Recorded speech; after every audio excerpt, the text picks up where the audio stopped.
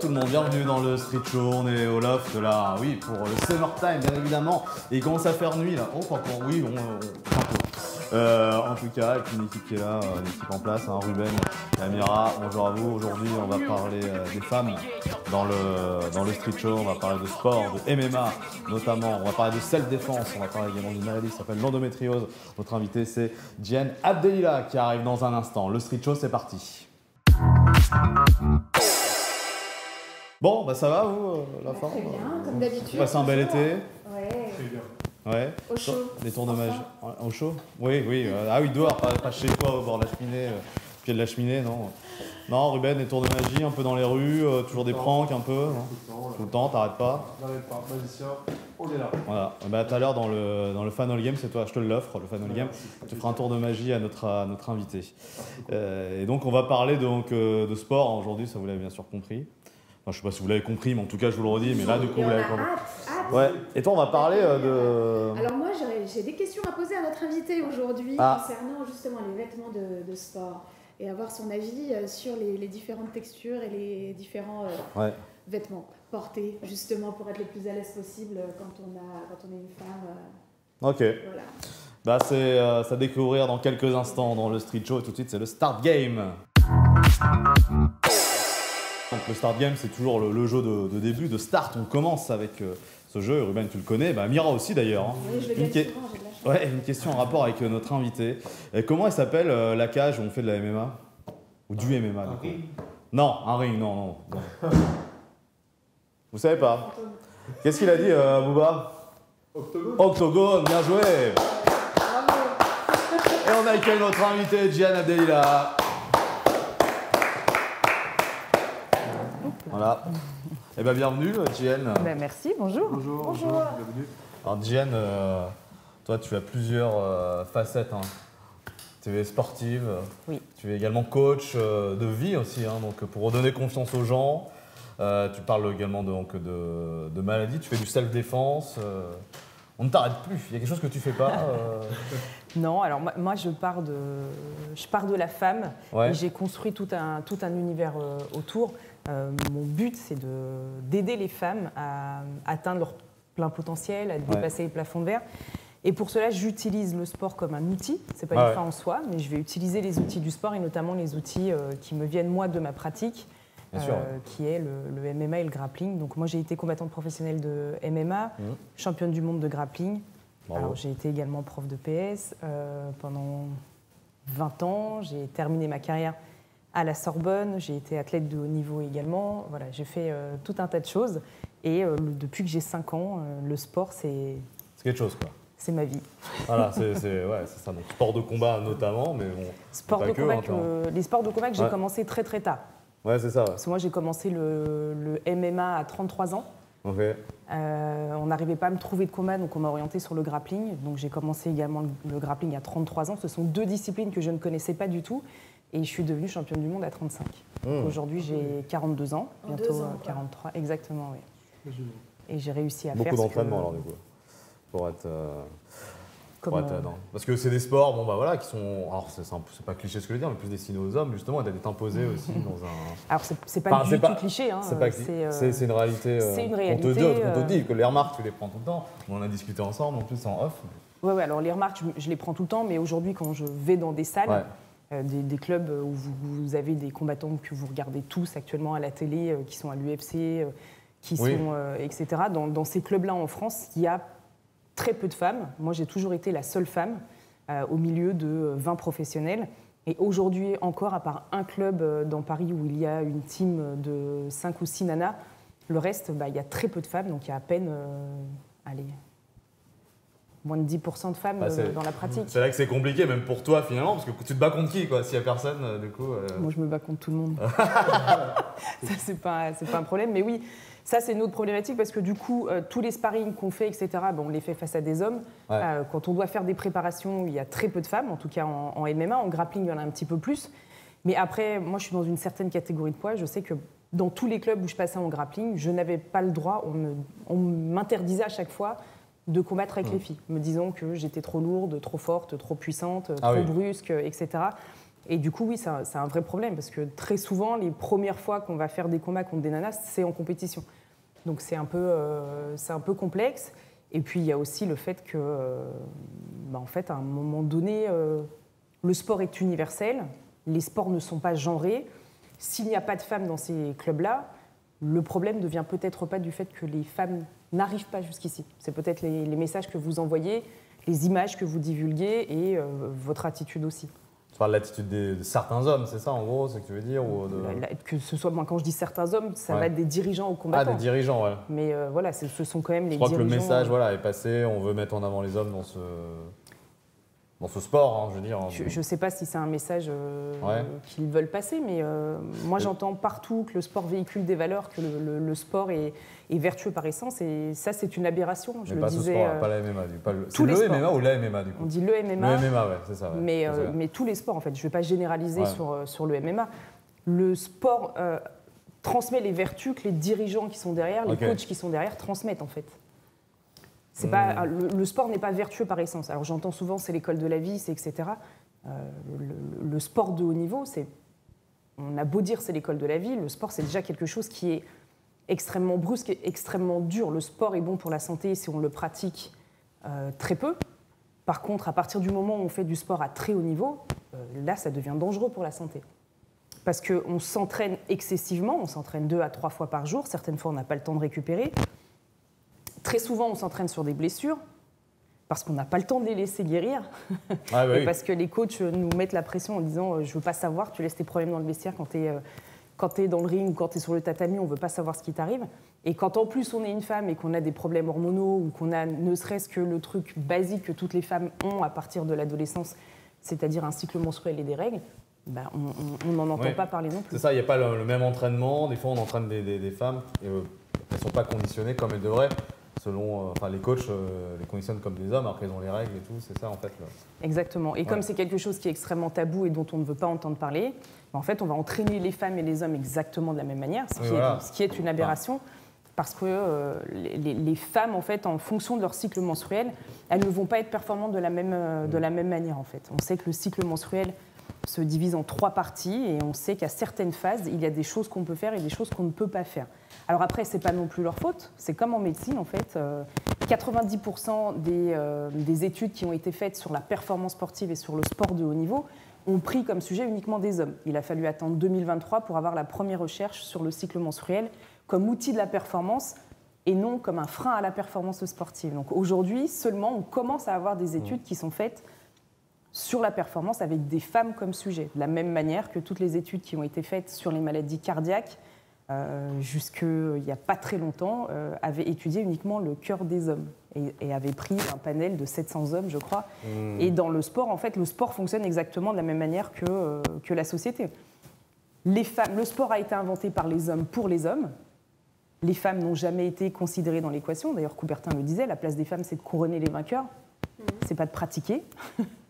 Parce qu'on pensait qu'une femme qui pratiquait, c'était vulgaire, qu'elle ne pourrait pas avoir d'enfants. L'important, c'est de participer, c'est ce qu'il a dit aussi. Ouais, il a dit plein de choses très sympas sur... très raciste, très misogyne, on va pas... Ouais, c'est ça, c'est vrai qu'on en avait parlé un peu. Doit-on le citer forcément? Voilà, trop tard, il a été cité. On va citer JN. On va citer JN. Mais toi, est-ce que tu as vraiment eu des... Justement, toi, tu as déjà eu des débats avec des coachs ou vraiment essayer de faire passer un message? Enfin, j'imagine que oui, au final, mais... Non. Non, même pas. Donc, au final, non. Donc, tu n'as pas été... Moi, à chaque fois que j'ai parlé des conditions des femmes, à chaque fois que j'ai parlé de problèmes de coachs misogynes, sexistes, de coachs pervers qui prenaient en photo des filles dans les gradins quand on était au championnat d'Europe ou qui klaxonnaient des filles, la seule chose que j'ai eue, c'est des insultes, du harcèlement, des vidéos qui ont été faites sur moi... Par des personnes très connues dans le milieu du MMA, parce que je suis une personne qui ose dire les choses. Voilà. Et j'ai même eu des discussions avec des jeunes filles qui viennent me voir en me disant quel club tu me conseilles. Et moi, je n'ai pas peur de dire tel club et tel club. En tant que fille, je serais toi, je n'irais peut-être pas forcément. Après, fais-toi ton avis. Je t'orienterais plutôt vers tel club et tel club. Alors que quand des jeunes hommes viennent me voir, notamment mes étudiants quand j'étais encore enseignante à la Sorbonne, je leur disais, mais en fait, testez, il y a moins de problèmes quand on est un garçon que quand on est une fille. Ouais, t'as beaucoup de remarques sexistes, tu disais, c'est quoi les remarques? On te parle de ton physique ou on te parle de tes performances? Ah, bah écoute, moi, le nombre de remarques sur mes fesses ou mon coach qui me disait à chaque fois que j'arrive que j'avais les cuisses de Balotelli. Ah oui, oui. Donc sur les cuisses, les fesses, c'est ça En permanence. Donc j'arrive dans une salle, déjà en tant que femme issue des minorités maghrébines, je suis déjà fétichisée. Ouais. La beurette qui arrive dans une salle. En plus, bah, vous voyez, moi je suis quelqu'un de très féminine, très. Ouais. Je suis pas dans ce jeu parce qu'en fait, on s'attend aussi à ce que les nanas qui arrivent dans les salles, elles aient un comportement un peu garçon manqué, un peu qui rentre dans les codes un peu.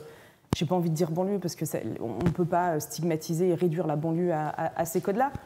Et quand j'arrive, je suis prof à la Sorbonne, je suis préparateur physique de combattants de très haut niveau, je suis chef d'entreprise, et les mecs ils bégayent et ils se disent en plus la go est mignonne. Physiquement, ça, et sur le terrain, elle envoie du lourd. Elle tient tête, c'est une combattante professionnelle, ça marche plus. Mais à l'inverse, quand je suis à la Sorbonne, on me fait les mêmes remarques. On m'appelle wesh wesh parce que je fais des sports de combat et parce que je suis habillée en survêt large, etc. Et on me considère comme... Alors que moi, je viens du Morvan, dans une toute petite ville où il y a moins de 5000 habitants. J'ai grandi à la campagne dans une maison où quand j'ouvrais les volets, en face, il y avait des vaches. C'est beau les vaches en plus. Hein. C'est très beau. Enfin, ça dépend lesquelles, il y en a des moches aussi. La forêt du Morvan, c'est magnifique. C'est une très très belle forêt en France d'ailleurs. Non mais ouais. Qui est assez méconnue. Mais du coup, c'est vrai que quand je te vois très féminine et c'est clair qu'on ne peut pas s'imaginer aussi derrière que tu fais, quand on te voit comme ça, on ne peut pas s'imaginer que tu es une sportive de haut niveau. Non, mais, ça veut dire quoi ça du coup? Non, bah, c'est vrai. Tu n'as pas vu les biceps. Non, tu vas voir la droite que tu vas prendre là-bas. Tu vas voir si c'est pas une sportive de haut niveau. J'ai vu aussi tout le palmarès qui est assez impressionnant, mais donc tu m'as coupé un petit peu l'herbe sous le pied parce que je voulais justement te diriger sur ces questions de la féminité, comment on conserve en fait sa féminité dans un monde ultra masculin, voilà, et comment... Est-ce qu'on est obligé de se cacher, tu vois? Est-ce que tu as peur? Est-ce que tu as honte? Enfin, je sais, c'est des mots que je cite, mais c'est... Ouais, pendant longtemps, en fait, quand j'allais m'entraîner, je mettais tout le temps des shorts très larges, des t-shirts très longs, très larges, qui me gênaient, mais justement par rapport à tous ces regards-là. Et puis à un moment donné, j'ai compris que le problème ne venait pas de moi. Et s'il y avait des personnes qui avaient un problème avec la féminité, c'était eux, c'était pas moi. Donc c'est leur regard à eux qui est malsain, c'est leur regard à eux qui n'est pas naturel. Donc à partir de là, je vais pas changer. C'est pas à chaque fois que j'arrive et que vous voyez que j'ai du vernis sur les mains ou sur les pieds, vous êtes en excès en me disant ah, elle a du vernis, etc. Parce que ça, je l'ai entendu aussi très souvent. Et ça, c'est des choses en fait où moi je voulais justement casser ces codes. J'arrive comme je suis. En fait, si ça vous dérange, sortez, regardez ailleurs. C'est pas mon problème. Et arrêtez de croire en fait que les nanas qui vont arriver, il y a toujours ce truc de quand je devais tourner avec des mecs, ouais, tu peux y aller. Jen, elle cogne comme un bonhomme. En fait, non, je cogne comme une femme. Et arrêtez de croire que, en fait, la... Ça a fait du bruit quand t'as fait du poing, la vache. Ouais, pardon. Excusez-moi, j'arrête. Non. Et en fait, on a toujours ce truc de la force, les frappes, c'est forcément quelque chose de viril et de masculin. Alors que pas du tout. Et c'est d'ailleurs pour ça que les femmes ont beaucoup de problèmes, et j'en parlerai tout à l'heure dans ma méthode de self-défense, par rapport au fait de donner des coups, parce qu'on a l'impression que c'est quelque chose qui est réservé aux hommes et que les hommes, quoi qu'il arrive, frappent plus fort que les femmes. Ce qui n'est pas le cas. Oui, ça peut être le cas quand même. D'hommes entraînés, oui. Un homme et une femme entraînés, oui. Oui, c'est ça. Tu as donné des coups plus forts que des hommes, en fait, dans certaines circonstances. C'est ça que tu es en train de dire. Moi, je tourne avec toi, tu commences en me disant on va y aller cool parce que tu viens de te tourner avec des mecs, t'es un peu essoufflé, tu dis il y a une meuf dans la salle, on va y aller cool. Ouais. Tu commences à tourner avec moi, tu te rends compte que c'est encore plus galère qu'avec les mecs. Tu te dis c'est une nana, il va falloir que je cogne un peu plus fort. Tu cognes, je cogne. À celui qui cogne le plus fort, je gagne souvent. Voilà, face à des débutants. Après, quand je suis face à des mecs qui ont mon niveau, qui sont professionnels et qui sont déjà ceux qui font mon poids, 70 kilos sont beaucoup plus vifs et plus rapides que moi. Ça, il n'y a pas de problème. Ceux qui sont plus grands, plus lourds, forcément, ils frappent plus sec. Mais là, on parle de combattants professionnels. Je ne parle pas de mecs qui arrivent dans une salle et... Mais justement, tu as déjà eu des embrouilles comme ça où tu t'es battu hors hors octogone, en fait, avec des gars qui te font des remarques et tout. Et justement, tu leur as dit, ouais, t'as quoi et tout. Et puis voilà, c'est parti. Parti en bagarre, non. Ouais, non. Alors moi, je déteste la violence. Je Justement déteste pour te la défendre, bagarre non. gratuite. Ouais. J'ai une certaine posture qui fait que de toute façon, quand tu me parles et que je viens me mettre face à toi, tu comprends très vite que... Ah ouais, les gens, ils s'écartent. Ouais. Il faut partir maintenant. Ça se termine souvent par « excusez-moi madame, mais en fait c'est juste parce que je voulais vous dire que vous êtes charmante ». Ok, c'était pas la peine de m'insulter. Justement, oui, donc, mais quand ça termine par des insultes, non en fait. Toi aujourd'hui, tu as cette force-là et justement, transition, tu donnes des cours de self-défense qu'on peut retrouver sur Instagram, ton Instagram, sur ton TikTok également. Exactement. Pour les femmes, donc qui peuvent avoir peur. Hein, tu rencontres beaucoup de gens, il y a beaucoup de. Même faut regarder des messages émouvants, assez touchants quand même quand tu fais tes vidéos, tes démonstrations avec plein de femmes qui retrouvent sûrement confiance avec toi, j'imagine. Clairement. En fait, je suis partie d'un constat, c'est que j'avais énormément de demandes de nanas qui voulaient que je donne des cours. J'ai commencé par donner des cours pour des associations et en fait, on me bloquait un peu. Il fallait que les cours ressemblent à ce que les autres cours sont et en fait, ça ne me convenait pas parce que les femmes, elles n'aiment pas pratiquer de cette manière. On ne peut pas enseigner aux femmes de la même manière qu'on enseigne aux hommes, de la même manière qu'on n'enseigne pas aux enfants comme on enseigne aux adultes. Et moi, quand j'allais dans des salles de boxe, que ce soit le cours des gamins, le cours des adultes, le cours des pros, c'était exactement la même chose tout le temps. Je me disais, mais en fait, il y a un problème. J'avais cette demande et je voyais aussi que les femmes idéalisaient beaucoup mon parcours en me disant, mais en fait, toi, tu as peur de rien, ce qui est totalement faux. Hein, et on aimerait bien avoir ton courage.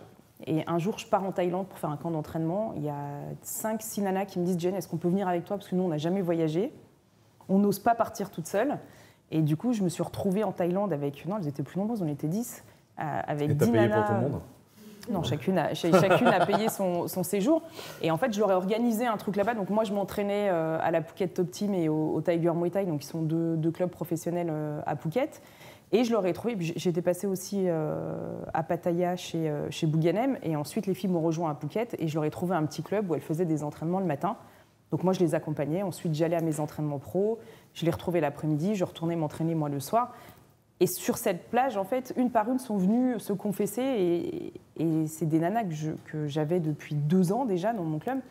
Et elles me racontent des histoires avec leur ex ou leur conjoint. Et je me dis, mais c'est pas possible, en fait.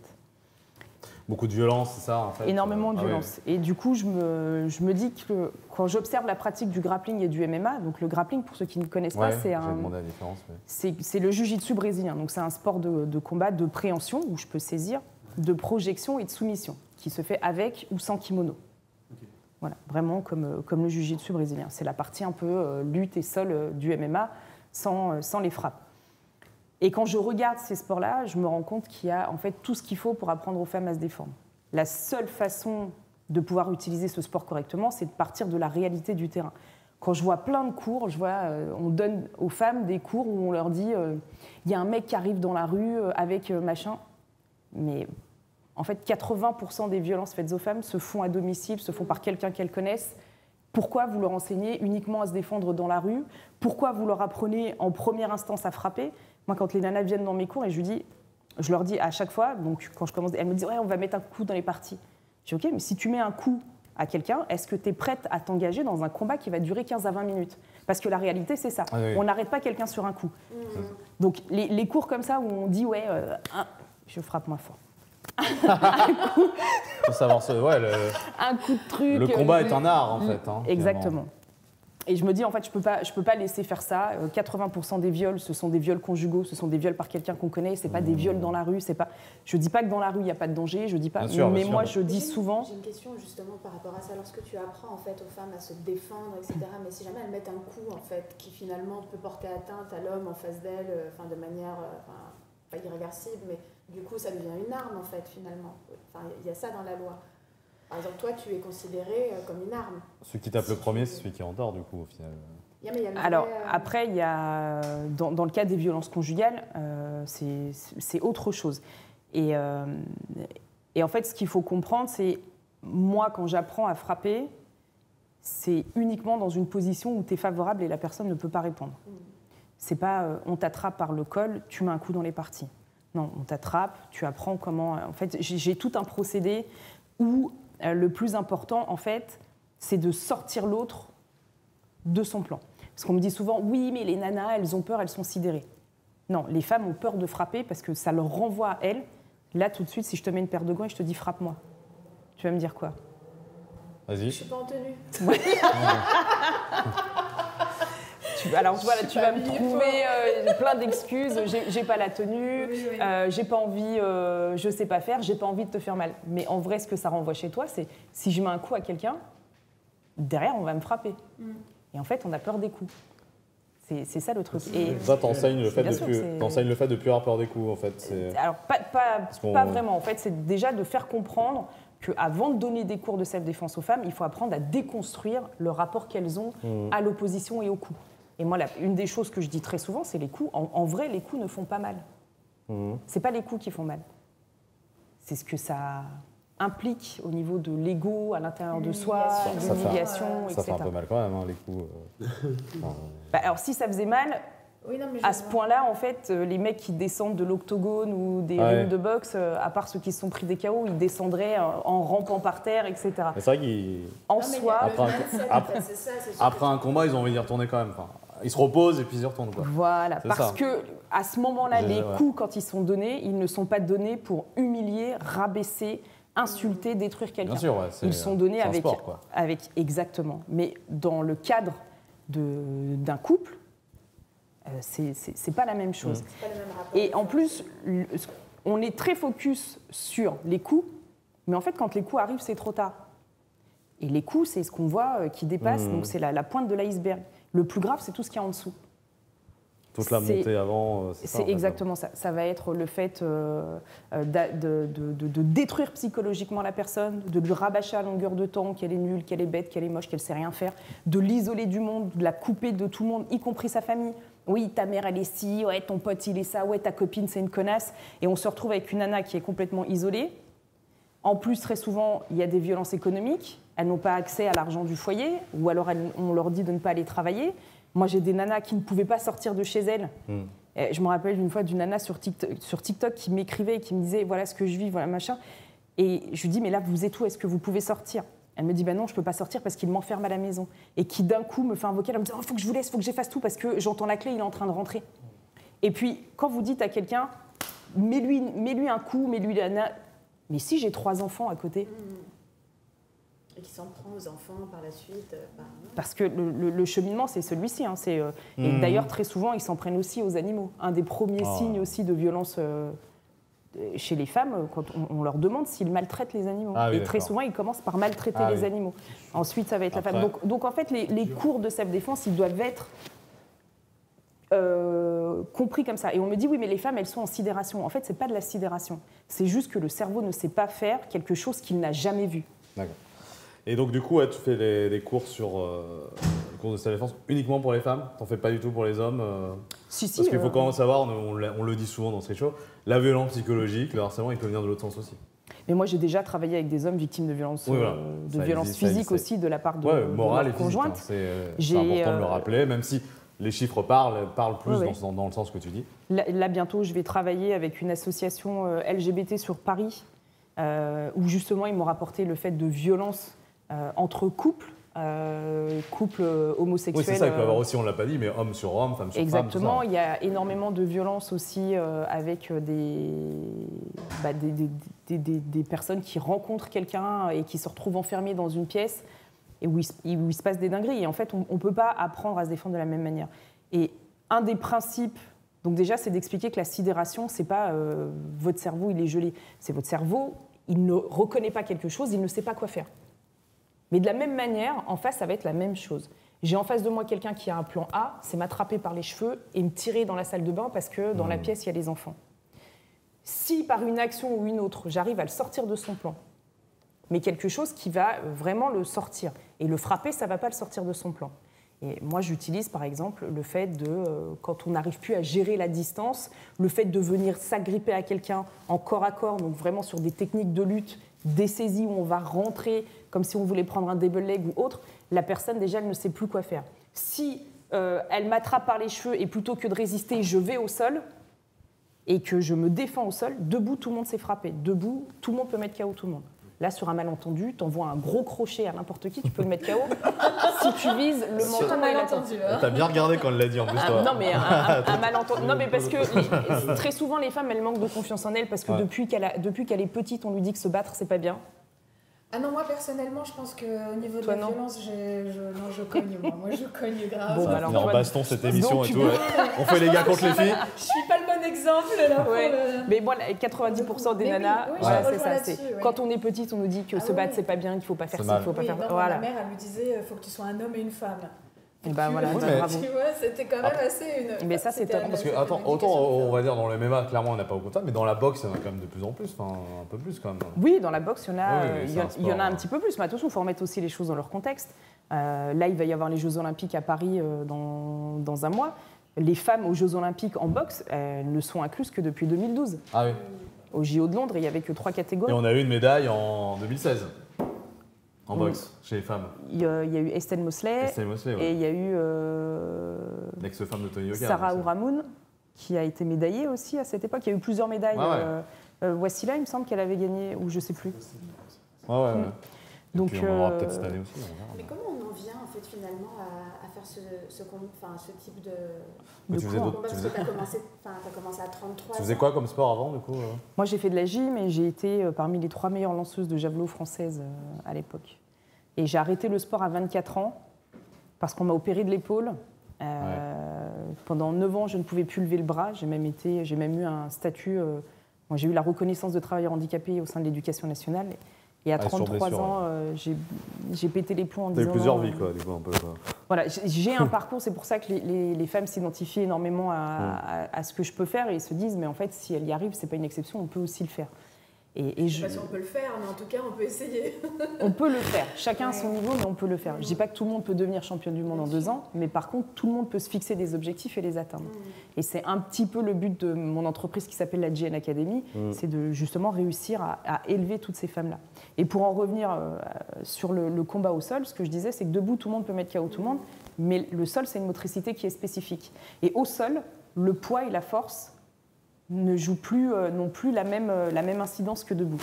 Et quelqu'un qui est brusque au sol et qui va tendre les bras, qui va faire des bons gestes, c'est tellement facile de le retourner, de le soumettre, que pour les nanas, c'est hyper facile. Et du coup, quand moi, je commence à les faire travailler au sol et qu'elles se rendent compte que, en fait, au sol, on n'est pas vulnérable, mais au contraire, et là, il y a un truc qui se passe dans leur tête et elles se disent, mais moi, je les calme quand elles sortent de mes cours. Hein. Je leur dis, allez pas vous battre dans le métro, calmez-vous. Ah oui, voilà, mais voilà, moi je les vois arriver, même au bout d'1 heure de cours, quand elles repartent, elles sont transformées. Et c'est pas pour rien d'ailleurs que tu as entendu parler de ma méthode. Tu fais bosser leur mental, quoi. Exactement. Et là, je reviens d'un stage au Kazakhstan où j'ai initié des femmes à ma méthode de self-défense également. Oui, il y a pas mal de vidéos à retrouver sur ton Insta, notamment ton voyage au Kazakhstan. Voilà, Kazakhstan où on retrouve vraiment des vidéos de tes combats que tu fais sur une plage en fait. Alors le Kazakhstan, non, c'était dans une salle. Alors c'était où que tu as été sur la plage en fait? Alors ça c'était à Zanzibar. À Zanzibar en fait, bon d'accord. En fait tu as fait le tour du monde. Non mais moi je suis quelqu'un qui aime transmettre depuis que je suis toute petite. Je suis coach depuis que j'ai 16 ans. Et j'étais sur la plage à Zanzibar, donc c'est une période où on sortait du Covid. J'avais plus envie de bosser dans l'éducation nationale. Je venais de faire une formation HEC pour me lancer dans l'entrepreneuriat. J'étais fatiguée, épuisée. J'ai pris un billet d'avion sur un coup de tête. Je pars à Zanzibar. Et sur la plage, je vois des jeunes en train de s'entraîner, de faire du fitness, etc. Ils commencent à me parler. Je leur explique qui je suis, ce que je fais, blablabla. Et du coup, ils me disent est-ce que tu peux nous donner un cours de MMA? Et j'ai donné un cours de MMA à des jeunes sur la plage. Voilà. T'as éclaté tout le monde sur la plage, quoi, du coup. Et alors, oui, non, ça, tu parles du Kazakhstan où, en effet, on était devant un lac. Oui, devant un lac, plage, c'est pareil. Exactement. Non, c'est pas pareil. Et en fait, il y avait tout un village qui m'attendait et ils ont monté un tatami. Et j'ai dû me battre avec tous les mecs de la ville. C'est ouf, ça, quand même. T'as pas une idée, t'as pas eu envie de faire un film sur toi, sur ta vie, finalement Parce qu'il y a des choses à dire, là, finalement. Même jouer dans des films, tu parlais de Pattaya, quand même, il y a quand même beaucoup de films qui ont été tournés là-bas. Hein. Alors, je tournerai pas dans un film comme Pattaya, mais... Non, mais en Thaïlande, sur le combat, en fait. Oui, j'aimerais beaucoup. Il y a beaucoup de choses qui vont se mettre en place à partir de peut-être des projets, peut-être tu as été contacté déjà. Mais bon. Je pense aussi que je vais écrire ma méthode, je pense que je vais aussi écrire un livre. Niveau vidéo, il y a des choses qui vont se mettre en place. Moi, je suis extrêmement touchée, émue que des grosses organisations comme celle-ci viennent me voir en me disant il faut qu'on mette en avant ce que tu fais parce que c'est extraordinaire. Il y a aussi quelque chose qui va se mettre en place avec la Maison des Femmes. Je vais retourner au Kazakhstan également pour ça. Je vais faire une tournée aussi, je l'espère, avril 2025, Maroc, Tunisie, Algérie sur le self-défense, pareil. Plus. Tu vas pas être beaucoup chez toi en gros, quoi. Moi, je suis une enfant du monde. Dans le sport féminin comme masculin, il y a des vêtements, Amira, aussi. Hein. Exactement, Gillian. Et en fait, moi, j'avais comme question, toi qui es une sportive de haut niveau, ce sont les matières utilisées justement dans les grands combats. Quels seraient tes conseils à apporter aux téléspectatrices, spectatrices du street show, en fait? Quels sont les vêtements dans lesquels tu es la plus performante lors de tes combats? Alors, quand on combat, c'est différent parce que nous, les tenues, par exemple en MMA, elles sont données par l'organisation très souvent, donc, parce que c'est leur sponsor, etc. Donc voilà. Après, à l'entraînement, nous, c'est beaucoup des rash guards manches longues en lycra, etc. Alors pour les femmes, il y a moi, je ne sais pas si je peux mettre en avant deux marques. Vas-y, allez, on est entre nous, allez, écoute. Alors moi, je vous conseille deux marques de vêtements de boxe pour les femmes. Donc un qui s'appelle The Knockout, qui est fait par Barbara. C'est des tenues qui sont super belles, super confortables, avec des leggings taille haute, avec des élastiques très larges et qui sont faits pour la boxe. Et l'autre marque, c'est Enyo. C'est une marque qui a été faite par une jeune combattante de MMA et qui fait aussi des matières et des textiles qui sont faits pour les sports de combat. Donc après, voilà, pour des vêtements, pour sortir un petit peu des marques américaines ou autres et pour être dans du 100% français fait par des femmes pour des femmes.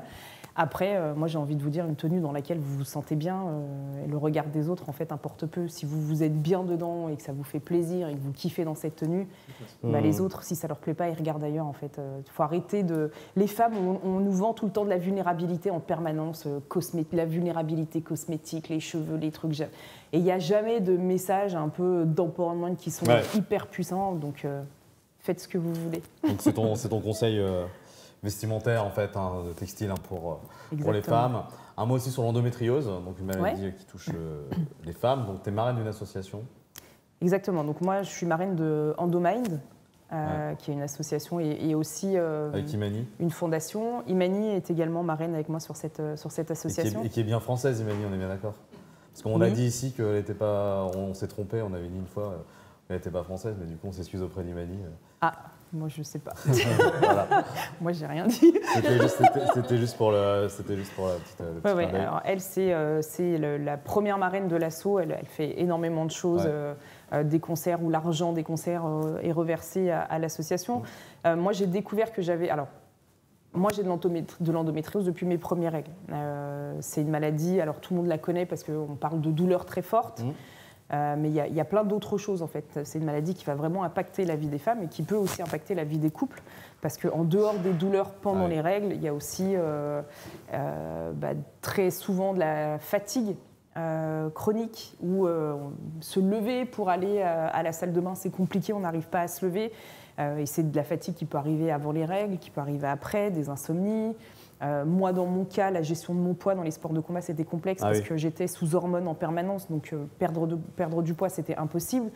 Il y a des femmes qui ont des douleurs pendant les rapports sexuels, donc ça peut détruire des couples quand il y a beaucoup de tabous derrière cette maladie et qu'on n'en parle pas.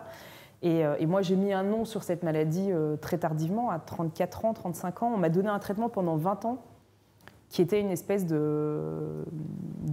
Alors, c'était pas une pilule, mais c'était un peu comme si on m'avait mis en ménopause artificielle pendant plus de 20 ans, sans me dire ce que c'était. Et un jour, je vais à la pharmacie, et c'était une nouvelle pharmacienne, et elle me dit « Mais je vois des renouvellements. Depuis combien de temps vous prenez ça ?» Et je lui dis « Je sais pas, depuis que j'ai 19 ans, 20 ans. » Elle me dit « Mais là, il faut l'arrêter tout de suite. » Elle appelle un médecin en urgence pour qu'il me reçoive, parce que c'est un médicament qui est retiré du marché, qu'on ne donne pas plus de 4 mois, pour des risques graves de méningiome au cerveau et de cancer du col de l'utérus. Et du jour au lendemain où on m'a arrêté ce traitement qui me convenait plus ou moins bien, j'ai commencé à avoir... alors on m'a essayé de l'implant, on m'a essayé des pilules et j'ai eu énormément de dérèglements, énormément de problèmes. Et c'est en partie à cause de ça que j'ai arrêté le MMA d'ailleurs. D'accord. Donc bah, c'est un beau message que tu dis, hein, ton association, il faut également la suivre. Voilà, si vous êtes vous aussi, je ne sais pas si on peut dire victime, mais vous avez cette maladie hein, donc de l'endométriose. C'est ça. Il y a eu beaucoup d'ambassadrices, on disait toi, donc il m'a dit Enora Malagré également, Laetitia Milo, C'est ça. Qui a carrément fait un livre dessus aussi. Donc, ouais. Et ce qui est important aussi par rapport au monde du sport, c'est de comprendre que cette maladie, en fait, elle empêche beaucoup de jeunes filles de pouvoir faire du sport parce qu'on est encore dans des trucs où... il n'y a pas longtemps, je parlais avec certains représentants de notre pays qui disaient qu'il y avait énormément de problèmes de dispense, d'EPS chez les jeunes filles dans le 93 avec comme excuse des règles. Et je leur disais, mais oui, mais en fait, ce que vous ne comprenez pas, c'est qu'il y a les règles douloureuses et il y a aussi la précarité menstruelle. Et c'est ce qui fait que les jeunes filles vont moins à l'école, arrêtent le sport. C'est ce qui fait aussi que certaines jeunes filles, quand elles sont dans des clubs, au bout d'un moment, il n'y a personne qui les écoute et elles vont arrêter aussi et elles ne vont jamais aller faire du sport de haut niveau alors qu'elles en avaient les moyens. Et surtout, il faut adapter la pratique sportive des femmes à leur cycle menstruel. C'est hyper important. Et ben, le message est bien passé. Jen, on est arrivé dans les arrêts de jeu du Street Show, c'est-à-dire du fin dans le game. Et aujourd'hui, le Final Game, c'est pas pour moi, c'est pour toi, Ruben. Hein. Et oui, c'est pour moi. De la magie. On termine en légèreté. Alors, commençons. Alors, tout à toi, du coup, on t'a invité aujourd'hui à la journée. Est-ce que tu crois à la magie ou pas du tout? Moi, j'ai envie de frapper les magiciens. Ah bon? Ouais. Bon, on va s'arrêter là. Merci d'être passé et à bientôt. Au revoir. Alors, parce que je comprends pas ce qui se passe, ça me frustre. ne frappe pas, tu le jures? Promis. C'est bon? Ok. Alors, est-ce qu'il se passe? Est-ce que tu veux faire attention hein. Est-ce que tu veux tout d'abord voir le jeu de cartes s'il n'a pas de choses bizarres? Ouais, allez, parce que je vous fais pas confiance. Je t'en prie. Ouais, avec toi, je me méfie. Ouais. Il n'y a rien de caché à l'intérieur. Je vais pas les vérifier une à une. Non, ça serait long. Ce serait trop long.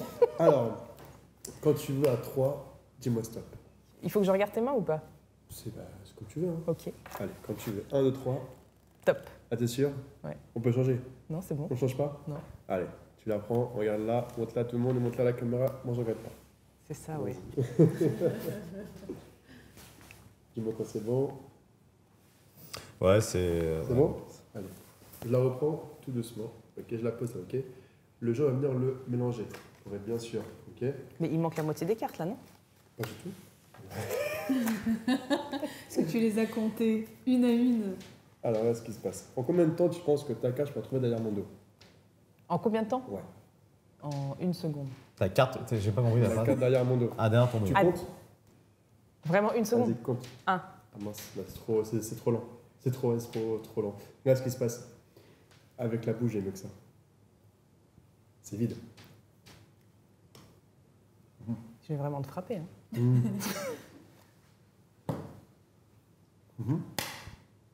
Non.